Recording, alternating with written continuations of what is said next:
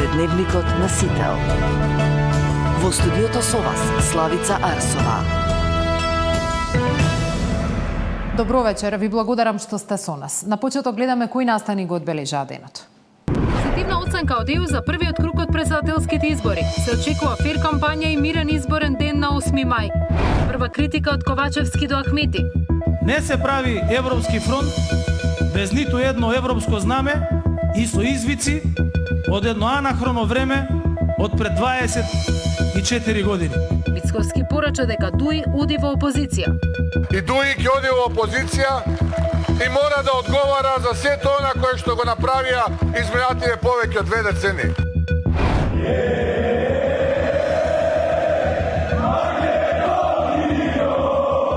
Новите 508 полициски службеници со песна ја преземаа должноста. Ке куртулат ли граѓаните од повисоки цени за регистрација на возила? Поземјен пат до дома во 2024-та. Жителите на Рилево 2 пати неделно добиваат леп и живеат како пред 1 век. Па ако земиш малце помалце, ќе го излезеш за 2 дена, 3, вторник и сабота носит. И ако ти дојде некој пријател, го излезеш и одиш после аеропортот пешки да купуваш.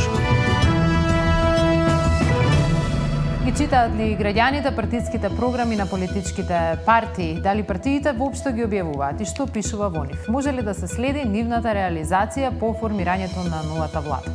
По тема на денот во овој дневник ќе разговарам со Неда Малеска-Сачмаровска, извршна директорка на Центарот за управување со промени. Останете со нас, со дневникот почнуваме веднаш.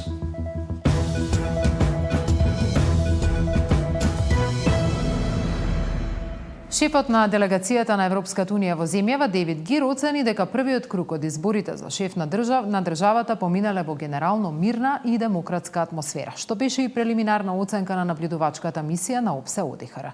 Гир изрази надеж дека таквата атмосфера ќе се задржи и во изборната кампања, која е се уште во тек, и на изборниот ден за 2 недели, кога ќе се одржат парламентарните избори и вториот круг од претседателските избори. First of all, I think what's important is the international election observation mission of the ODIHR has already issued its preliminary statement regarding the first round of the elections. And this has found that the elections have taken place in a generally democratic and peaceful atmosphere. And we hope very much that now in this second stage of the presidential and in the campaign for the parliamentary elections, that everyone will build on this positive momentum in order to complete the process through positive messaging campaigns. Regarding the second question and regarding any political questions related to the elections, I'm sure you understand that I'm not going to comment at this stage. What's important is that it's in the hands of the citizens now to decide the future of the country. Нема Европски фронт без европски знамиња. За прв пат од почетокот на кампањата, вчера лидерот на СДСМ ги искритикува своите владини партнери Дуи. Ја критикуваше и реториката меѓу Мицковски и Ахмети, која смета дека ги нарушува меѓуетничките односи. Мицковски и вчера порача дека Дуи оди во опозиција, а Максим Димитриевски пак изјави дека нема влада со Дуи и СДСМ. Катерина Нешкова за пораките. Лошиот резултат на првиот круг на претседателските избори и критиките на јавноста за однесувањето на Дуи го натераа Ковачевски во парламентарната кампања, наместо како досега само до Мицковски, критики да испраќа и до партнерот Ахмети. За лидерот на СДСМ неприфатливо било тоа што Европскиот фронт на митинг не го истакнува европското знаме и извикува учека. Овие искри кои деновиве ги гледаме помеѓу ВМРО и Дуи, може многу лесно да ги потполат тензиите кои успешно ги затрупавме во минатото. Не се прави Европски фронт без ниту едно европско знаме и со извици од едно анахроно време од пред 24 години. Но Ковачевски со порака и до дел со партици кои, како што рече, тргнале во битка против своите. Многу е поголемо задоволството кога ќе се измачиш во борба со својот политички или било каков противник, отколку да избереш полесна борба да се бориш против своите, бидејќи тоа е и најлесната борба. Борба во која никогаш нема победник. Охрабрен пак од одличниот резултат на 24 април, Мицкоски се посигурен дека Дуи заминува во опозиција. По овие избори ниту ќе имаат власт, ниту пак ќе имаат повеќе измекјари како што се овие од СДСМ. Државата е притисната со незнаење и неспособност. Погледнете, Ковачевски е во состојба стои на раце да прави само да не го налути Дуи. Од друга страна гледам Артан Груби па ја провоцира албанската опозиција и носи куфери, однесувајќи се агресивно, повикувајќи да дадат оставка. Сакам од овде од Кавадарци да му порачам. Нека си ги спрема тој неговите куфери, затоа што за брзо ќе му требаат. Изненадувачки добриот резултат на Максим Димитриевски пак го натера лидерот на Знам самоуверено да ги објави своите услови за влез во владата. Во најзе да ги нема, СДСМ и Дуи. Знам, ниту ќе биде политичка партија која што ќе го спасува ова актуелно раководство на СДСМ од политичкиот потоп кој што им се случува, ниту пак ќе се вклучи во било каков тип на соработка и идна соработка за формирање било какво мнозинство со нив. Воедно, еви ексклузивно да кажам, во вашата емисија, Знам нема да влезе во ниту една можна идна коалиција, постизборна коалиција, во која што ќе партиципира сегашниот и поранешниот владин партнер, а тоа е Дуи. Со ова, позициите на албанската опозиција за партнер во владата се зајакнуваат. Таравари вчера преку Фејсбук потврди дека е во контакт со Мицкоски, но дека за влез во идната влада ќе се водат од националниот интерес на албанците. Катерина Нешкова, Сител телевизија. Како што најави, во тема на денот разговарам со Неда Малеска-Сачмаровска, извршна директорка на Центарот за управување со промени. Добро вечер и добро дојдовте во тема на денот. Добро вечер, добро ве најдов. Повод за поканата ми беше промоцијата на веб страната одговорнавлада.мк, која што ја изработи ЦУП со поддршка на британската влада. Ми се виде многу интересно што на едно место се објавени партиските програми за овие избори на парламентарните партии учесници на овие избори, и тоа е интересно што по области, клучни области се извлечени клучните пораки или клучните ветувања. Која беше целта да направите еден портал на кој што може да се видат сите значајни партиски програми? Па, идејата за оваа платформа на која што сакавме да ги прикажаме политичките ветувања на коалиционите партнери во овој изборен циклус се должи на тоа што најчесто нивните програми се толку обемни, толку сложени и тешки за следење, што граѓаните не можат да добијат точна представа за какви концепти зборуваат политичките субјекти и кои се практично нивните визии за еднината на оваа држава во посебните области, како што рековте, во нешто што е важно за граѓаните, а тоа е областа на здравство, на образование, добро управување, дигитализација и така натаму. И ние се обидовме низ да ги прочистиме овие програми од наративот непотребен и да ги ставиме во форма на индикатори кои што ќе бидат полесно споредливи за граѓаните и полесни за разбирање, и каде што кога ќе отворите на еден многу едноставен начин можете да видите што ветила која кои коалициони субјекти, што ветиле на овие избори во овие 11 односни области за кои што веќе ви реков: енергетика, здравство, земјоделие, образование и така натаму, дигитализација, јавна администрација и добро управување. Едно сакавме да потикнеме и свеста кај младите особено, да ги заинтересираме и нив, да се приклучат, да ги следат политичките изборните ветувања, бидејќи многу е важно на крајот на политичкиот мандат владата да прикаже што како резултат остварила од овие избори, бидејќи огромни суми на средства се користат во изборната кампања, која што треба да ни ги доближи практично програмите. Меѓутоа, за жал морам да речам дека не можеме да видиме политичка дебата во која што ќе се спротистават овие концепти помеѓу политичките субјекти, како на теми кои што ни се нам како граѓаните важни. А велам, тоа се образование, тоа се здравство, тоа е борба против корупција и така натаму. Она што гледаме е калкулација со бројки, па и политичките аналитичари главно се задржуваат на тоа колку која политичка партија колку ќе освои пратенички места во парламентот, но не и велам овие концепти. Од друга страна, па политичките партии предоцна ги објавуваат нивните изборни програми. Само пред десетина, ни повеќе, ни помалку од недела дена бија објавени дел од програмите. Дел од програмите и се уште не можете да ги најдете во јавноста. Да, видов на вашата страна на платформата дека две политички партии сте назначиле дека сте ги добиле директно од нив програмите, а тие не биле јавно објавени. Тоа ми е многу чудно, дека сериозни коалиции, во случајов станува збор за Европскиот фронт на ДУИ и за ВЛЕН, опозицијската партија, не ги ни објавиле програмите. Со што одат кај гласачите ако немаат транспарентни програми? Во времето во кога ние почнавме да работиме платформата, овие програми не беа објавени. Сега треба да се провери дали е тоа така, но да, токму заради тоа сакавме да покажеме на едно место, да ги покажеме клучните области, да можат граѓаните да споредат и да добијат идеја во кој правец ќе се движи државата во следниот период.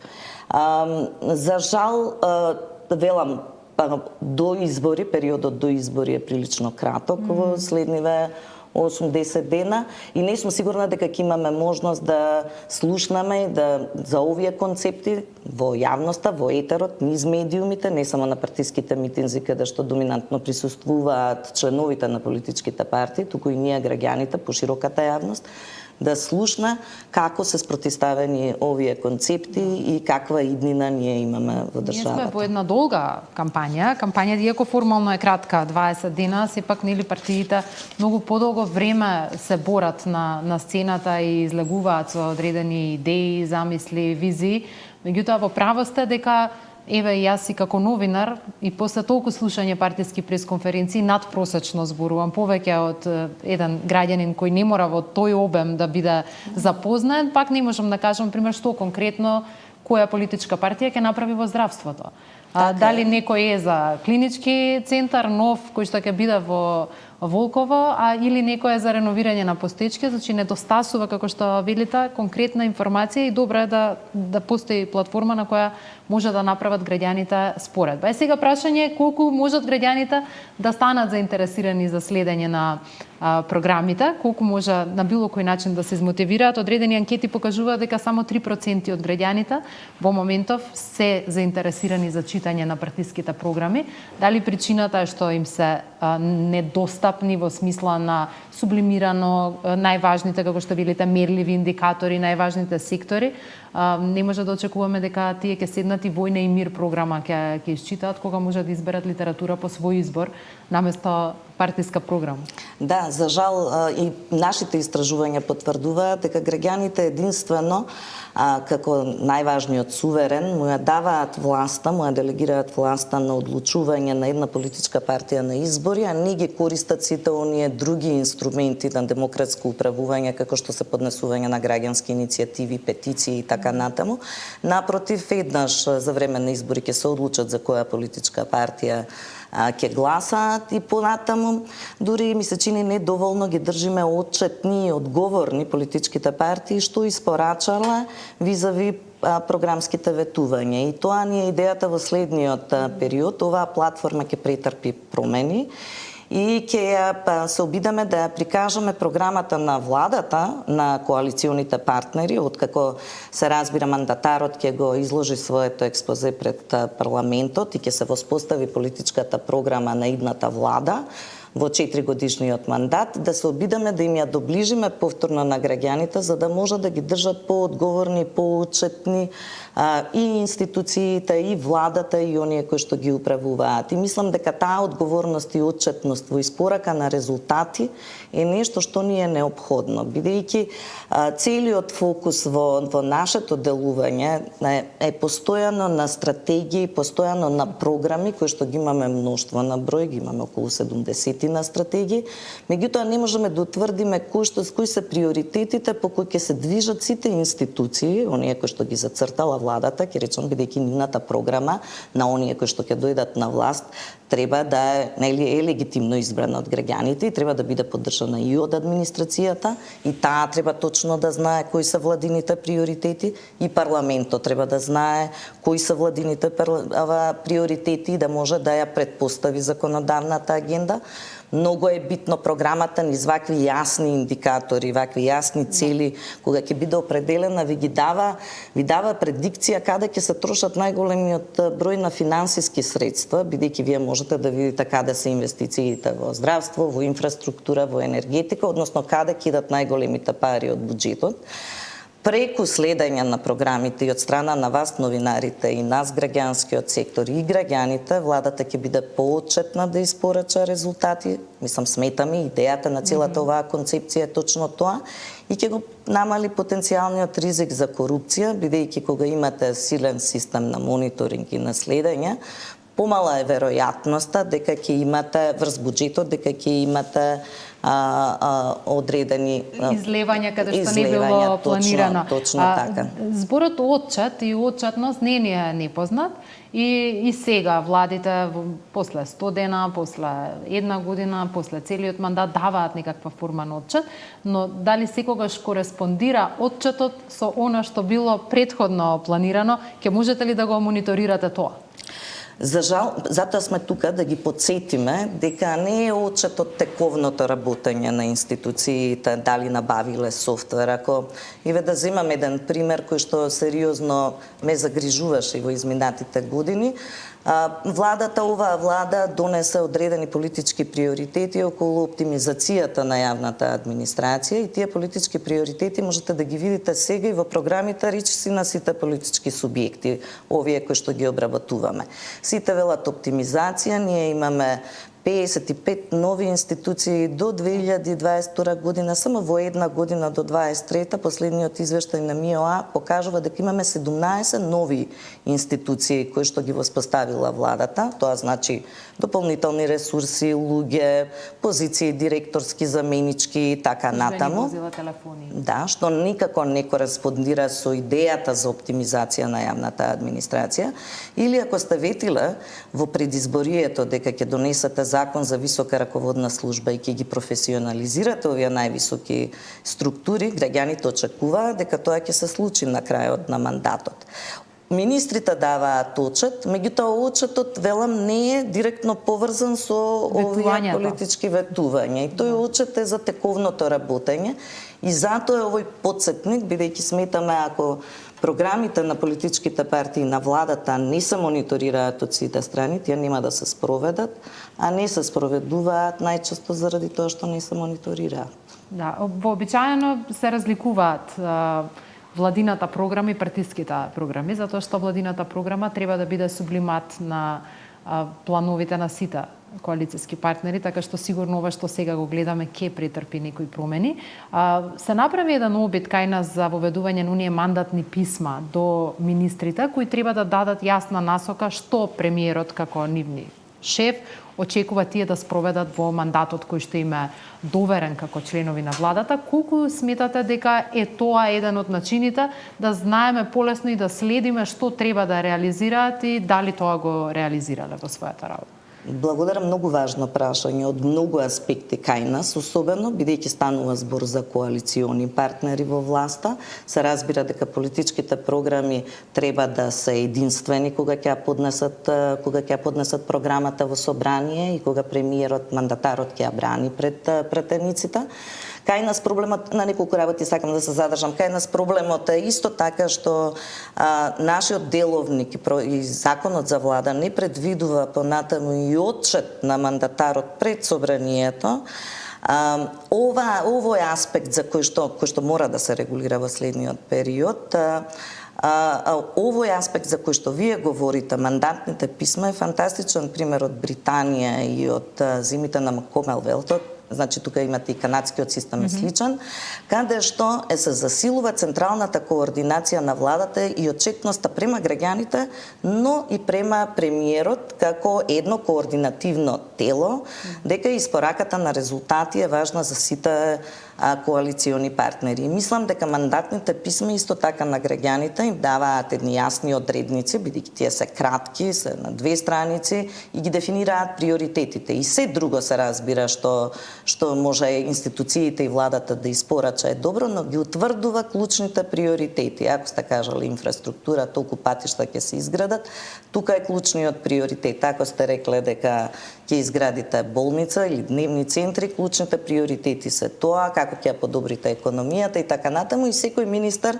го има ова мандатно писмо како обврска. Тоа се покажува и како добра практика заради тоа што имаме постојан влез и излез на разни коалициони партнери во власта, како што гледаме из искуството. Тоа ни го покажува. Мора да има една траекторија, може да има и усогласување на тие програми, се разбира, тоа не е заклесано во камен, мора да биде и адаптибилна програмата на владата, ама и ние граѓаните мораме да знаеме доколку заради одредена криза, ковид, саката енергетска криза, економска криза, одредени политики не се испорачани, мора да има отчет и одговорност од страна на владата да ни кажа нам граѓаните зошто овие политики не ги испорачала и каде ги алоцирала ресурсите, за кои други работи кои што дале некаков резултат. Дополнително тоа пак покажуваат искуствата на другите зими, мора да биде подкрепено со докази. Значи, овие политики кои што владата ги нуди и овие концепти сега во предизборието, ние не можеме, неки не се представени со бројки, мора да бидат подкрепени со добра аналитика. Зошто токму? Еве да земам еден пример од програмата на една од политичките партии, зошто токму не знам, политиката за потикнување на наталитетот преку намалување на даноците за оние жени кои што ќе имаат, ќе родат деца, е добра политика. Како е тоа рационално објаснето, ако претходно сме имале политика за трето дете која што не ги даде саканите резултати, односно ставката на наталитет не се зголеми, а се потрошија огромни пари од буџетот. И политичките партии внатре во своите програми, ако ги прочитате, она што им е заедничко за сите нив, се огромен број на субвенции во разни сфери, сакате во сфера земјоделие, сакате во сфера економија, туризам, каде сакате, огромен број на субвенции, но никако не успеваме да видиме што ни покажало искуството претходно. Значи, нема дебата, нема дискусија подкрепена со анализи, со аргументи.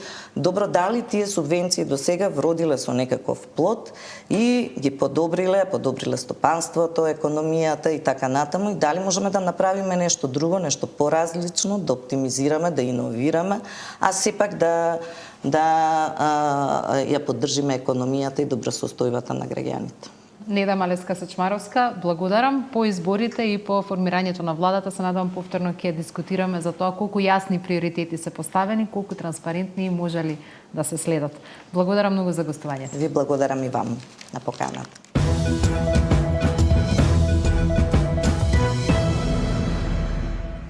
Да, МВР доби засилување од 508 нови полициски службеници, кои успешно ја завршија едногодишната обука во центарот Идризово.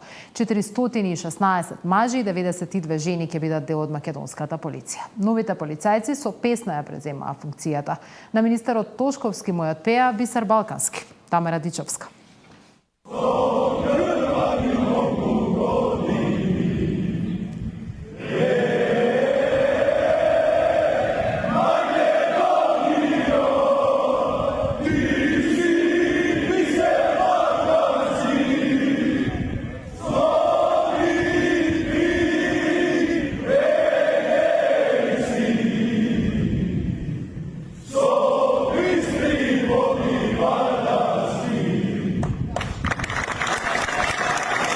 Плаче срце од три страни што крвави многу години. Во еден глас, новите полициски службеници, која завршија обуката во центарот Идризово, ја пеја една од најпатриотските македонски песни, кога го пречека министерот за внатрешни работи Панче Тошковски.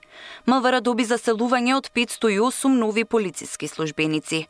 По успешно завршената едногодишна обука во центарот Идризово, 416 мажи и 92 жени ќе бидат дел од полицијата на Македонија. Законите и ратификуваните меѓународни договори. Ви честитам на свечено дадената изјава. Горди родители, роднини, пријатели, но и припадници на МВР им ја честитаа новата етапа на младите полициски службеници. Техничкиот премиер Тала Џафери на свечената церемонија со охрабрувачки пораки да ја вршат честно професијата и да се однесуваат еднакво кон сите граѓани. Станувате дел од ресор кој работи исклучиво и само во служба на граѓаните и никако поинаку. За полицискиот службеник секој граѓанин е подеднакво важен, независно од личните определби, уверувања или какво било други различности. Да го сочуваат интегритетот и да ја вршат достоинствено работата, чувајќи ја безбедноста на Македонија, им порачаа и првите луѓе на МВР. Имајте на ум дека секоја добра промена на подобро, почнува од поединецот, од неговиот светоглед, поведение и действување, а не обратно. Секако говорам за интегритетот, кој што е суштинска спротивност од подметливоста или подкупливоста, од лицемерието, од непочитувањето на законите или од селективната правда. Полициската професија секојдневно е исправена пред многу предизвици на кои полициските службеници треба да одговорат веднаш согласно законските прописи.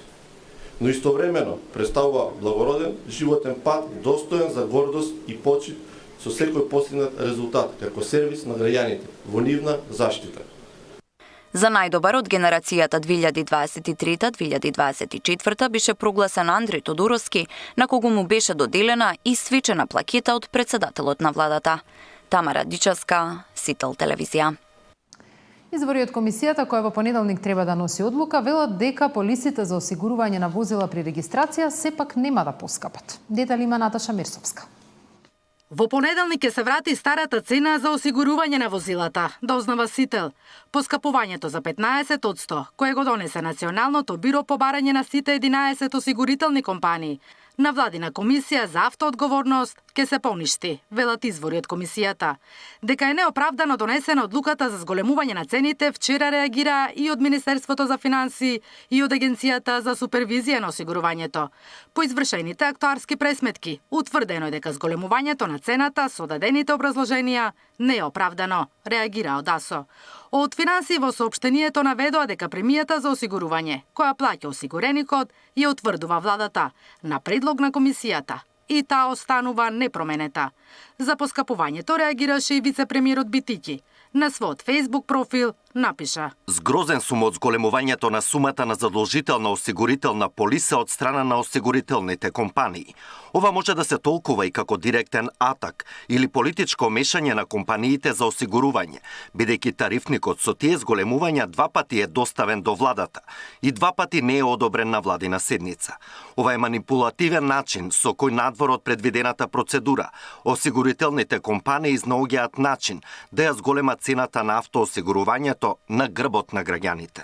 Вице-премиерот ги повика Министерството за финансии и Комисијата за заштита на конкуренцијата да постапат по овој случај. Инаку според новиот тарифник, поскапувањето е од 840 до 1600 денари, во зависност од моќноста на автомобилите. Полисата за осигурување е задолжителна и ја плаќаат граѓаните при регистрација на возилото. Цените не се променети веќе 15 години, иако останат исти, се доведува во прашање цел осигурителен сектор, кој е нерентабилен и неодржлив со вакви цени, велат од Националното биро за осигурување. Наташа Мерсовска, Сител телевизија. По повод 30 годишниот јубилеј, Тинекс отвара неколку нови маркети. Денеска беше пуштен во употреба маркетот во Скопската општина Илинден. Денес со гордост ги отворивме вратите на нашиот нов Тинекс маркет во Илинден на улица 2, број 1. Нашиот нов маркет ви нуди се што ви е потребно на едно место со асортиман од над 5000 производи. Свежо овошје и зеленчук, квалитетно свежо месо и преработки од месо, широк асортиман на сувомеснати и млечни деликатеси, свежи и крцкави бели печива од мојата пекара и козметички производи. Со ова отварање, Тинекс обезбеди 18 нови работни места. Маркетот е со продажна површина од 565 метри квадратни и со 3 наплатни каси. Ние ги разбираме потребите за потрошувачите и ја цениме нивната доварба. Затоа ги нудиме производите од највисок квалитет и се трудиме да го направиме пазарењето удобно и пријатно. По повод големиот христијански празник Великден, од 27 април до 5 мај имаме подготвено специјални акции и понуди кои ќе им овозможат на потрошувачите да уживаат во пазарењето. Воедно, По повод 30 години постоење на Тинекс заедно со партнерите ве организираат наградна игра од 23 април до 31 јануари 2025 година. Секој месец подаруваме еден Jeep Avenger и многу други вредни награди. За повеќе информација околу наградната игра може да знаете на нашиот вебсайт или на нашите социјални медиуми.